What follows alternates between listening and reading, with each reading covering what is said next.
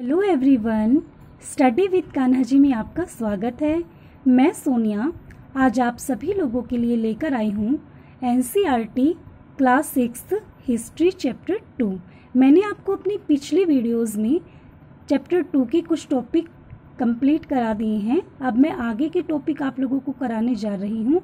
देखिए, हम लोगों ने पीछे पढ़ा था कि कैसे कैसे जो आदि मानव है उसने बसना स्टार्ट किया था, मतलब फूलों का वो स्टार्टिंग में संग्रह किया था।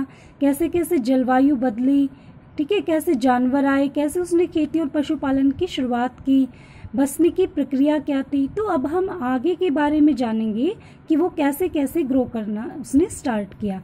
अब देखिए, एक नई जीवन शैली अस्तित्व में आई। क्या थी वो नई जीवन शैली? कि अब जो आदि मानव था उन्होंने खेती करना स्टार्ट कर दिया। अब उसने बीज को बोया। अब देखिए, जब बीज बोया है तो उसके लिए वेट भी करना पड़ेगा। अब जब वेट करना पड़ेगा तो उसको एक जगह पे डेफिनेटली रहना भी पड़ेगा। तो बीज बोने से लेकर फसलों के पकने तक, पौधों की सिंचाई करने, खरपतवार हटाने और जानवर और चिड़ियों से उनकी सुरक्षा करने जैसे बहुत से काम इसमें शामिल थे जो उन लोगों को करने पड़े थे। अब क्या हुआ कि जो अनाज जो है वो भोजन और बीज दोनों के रूप में बचा कर रखना जरूरी था। इसके लिए आदि मानव ने क्या किया कि भंडारण करने की बात सोची। और भंडारण के लिए उन्होंने क्या किया बच्चों? उन्होंने मिट्टी की बहुत बड़े बड़े बर्तन बनाए, टोकरियां बनी, ठीक है, और फिर उनको जमीन में गड्ढा खोद कर रख दिया। फिर देखिए, इन्होंने जानवर को रखना स्टार्ट कर दिया कि जो चलते फिरते खाद्य भंडार के नाम से जाने आपके, कि जानवर जो कि बच्चों को जन्म देते हैं, जिससे कि क्या होता है कि उनकी जो संख्या होती है वो भी बढ़ती है। अगर जानवरों की देखभाल की जाए तो उनकी संख्या तो बढ़ती ही है, साथ ही उनसे हमें बहुत से प्रोडक्ट्स भी मिलते हैं। क्या क्या? जैसे हमें उनसे दूध मिलता है, मांस मिलता है। तो दूसरे शब्दों में अगर हम बोलें तो पशुपालन जो था वो भोजन के भंडारण का भी एक तरीका था। फिर देखिए, नेक्स्ट आपको दिखाई दे रहा है कि आओ आरंभिक कृषकों और पशुपालकों के बारे में पता करें। अब देखिए, मानचित्र 2 की बात दी है जिसमें हमने पुरास्थलों के बारे में पढ़ा था, हमने कुरनुल की गुफा पढ़ी थी। तो ऐसे ही देखिए, मैं दिखाती हूँ आपको। ये जो आपको नीले बॉक्स के ये नजर आ रहे हैं, ये क्या है? यहाँ पर मनुष्य ने क्या किया कि खेती करना स्टार्ट किया था बच्चों। ओके, अब यहाँ से जो पुरातत्वविद हैं उन्होंने जो है साक्ष्यों को लिया कि भाई यहाँ पे लोग पशुपालक भी थे और कृषक भी थे, ठीक है। ये कहाँ पे मेनली पाए गए थे? कि पश्चिमोत्तर क्षेत्र में पाए गए थे, आधुनिक कश्मीर में पाए गए थे, पूर्वी और दक्षिणी भारत में ये लोग पाए गए थे। तो वास्तव में क्या था कि जो कृषक और पशुपालकों की बस्तियां थी, ठीक है, अब इन्हें थी या नहीं इस बात की जांच के लिए उन्होंने जो पौधे और पशुओं की हड्डियां मिली हैं उसके नमूनों का उन्होंने अध्ययन भी किया। अच्छा, इनमें सबसे जो रोचक बात है वो क्या है कि यहाँ से जले हुए अनाज के दानों के अवशेष मिले हैं। अब इन वैज्ञानिकों ने ये एस्टिमेट लगाया कि यहाँ से उन्हें क्या हुआ कि अनाज के दानों के अवशेष मिले कि या तो वे जानबूझकर जलाए गए हैं या फिर वे अपने आप से जल गए। तो उन्होंने इसकी अनाज की क्या की? पहचान की और हड्डियों की भी जानवरों की पहचान की कि यहाँ पर जो है जानवर भी इन्होंने पालने शुरू किए थे। इस प्रकार आदि मानव ने क्या किया कि एक स्थायी जीवन की ओर वो चला।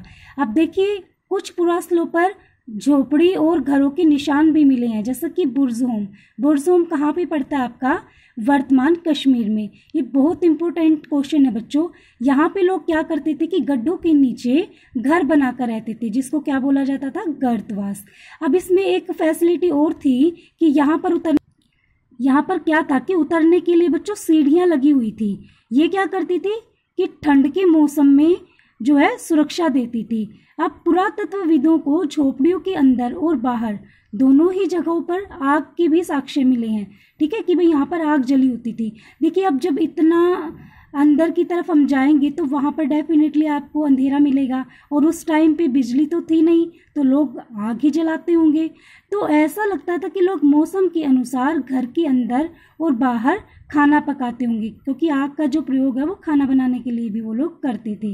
अब बहुत सारी जगहों पर पत्थर के औजार भी मिले हैं। देखिए, पत्थर के औजार तो आपको पूरा पाषाण युग में भी मिले थे, लेकिन ये उनसे थोड़े अलग थे, इसलिए उन्हें किस युग का माना गया? नवपाषाण युग का। इसमें वे औजार शामिल थे कि जिनकी धार को अधिक पैना करने के लिए उस पर पॉलिश चढ़ाई जाती थी। और ओखली और मूसल, मूसल जो आज भी घरों में पाए जाते हैं, उनका प्रयोग किसके लिए किया जाता था? अनाज और वनस्पतियों से प्राप्त चीजों को पीसने के लिए किया जाता था। आज हजारों साल बाद भी आप लोगों को देखने को मिलता होगा कि घरों में ओखली और मूसल मिलते हैं। मेनली जो बच्चे गाँव में रहते हैं उनको तो पता ही है। बाजरे की खिचड़ी आप लोगों को याद है ना, सर्दियों में बाजरे की खिचड़ी खाते हो आप। वो भी क्या करते हैं कि गाँव में ओखल में पीसी जाती है। तो इसी तरह जो प्राचीन प्रस्तर युगीन औजारों का निर्माण है वो प्रयोग लगातार होता रहा है, और कुछ औजार हड्डियों से भी बनाए जाते थे। अब देखिए, नवपाषाण युग के पुरास्थलों से कई प्रकार के मिट्टी के बर्तन भी मिले हैं, जिन पर क्या किया गया था? अलंकरण किया गया था। देखिए, जैसा कि ये पात्र आप देख रहे हो, ओके। अब बर्तनों का उपयोग चीजें रखने के लिए किया जाता था। धीरे धीरे लोगों ने क्या किया? बर्तनों का प्रयोग खाना बनाने के लिए किया। गेहूं है, चावल है, दलहन है, ठीक है, इन जैसे जो अनाज है वो महत्वपूर्ण हिस्सा बन गए थे किसका? भोजन का। इसके साथ साथ क्या हुआ कि लोग कपड़ा भी बुनने लगे। धीरे धीरे देखो कितना ग्रो उन्होंने कर लिया था कि कपास उगाई तो कपास से क्या हुआ? मेनली जो सूती वस्त्र है वो कपास के पौधे से ही बनाए जाते हैं ना, कॉटन से, जिसको कॉटन क्लॉथ्स बोलते हैं। तो ये परिवर्तन हर जगह एक ही साथ आए होंगे, ऐसी बात नहीं है। एक तरफ जहाँ कई स्त्री पुरुष शिकार और भोजन संग्रह करने का काम करते थे, तो वहीं अन्य लोगों ने हजारों सालों के दरम्यान में धीरे धीरे खेती और पशुपालन को अपना लिया था, और मौसम के अकॉर्डिंग भी ये लोग अदल बदल के अपनी जीविका चलाया करते थे। अब देखिए, सूक्ष्म निरीक्षण, ये आपको हेडिंग दी हुई है। ये क्या था कि यहाँ पे मेहरगढ़ में जीवन मृत्यु का क्या कुछ था वो आपको बताया गया है। अब जो ये मेहरगढ़ है बच्चों, ये बोलन दर्रे के पास एक हरा भरा समतल स्थान है जो कि ईरान जाने वाले रास्ते में पड़ता है।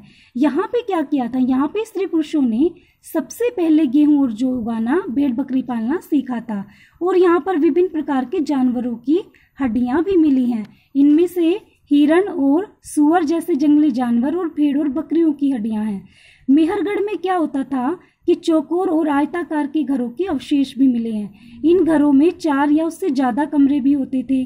तो मृत्यु के बाद क्या होता था कि ये लोग क्या करते थे? अपने सगे संबंधी जो है उसके प्रति सम्मान जताते थे। तो लोगों की आस्था थी कि मृत्यु के बाद भी जीवन होता है, इसलिए वे उनकी कब्रों में कुछ सामान रख देते थे। ओके, मेहरगढ़ में जो है ऐसी कई कब्रें मिली हैं। इसमें क्या क्या था? देखो, एक कब्र में तो एक मृतक के साथ एक बकरी को दफनाया गया है। संभवतः इसे परलोक में मृतक के खाने के लिए रखा गया होगा। तो आज आपका चैप्टर मैंने कंप्लीट करा दिया है स्टूडेंट्स। मैं आपको इसके very short answer type question next video में करा दूंगी। तब तक के लिए thank you, have a nice day.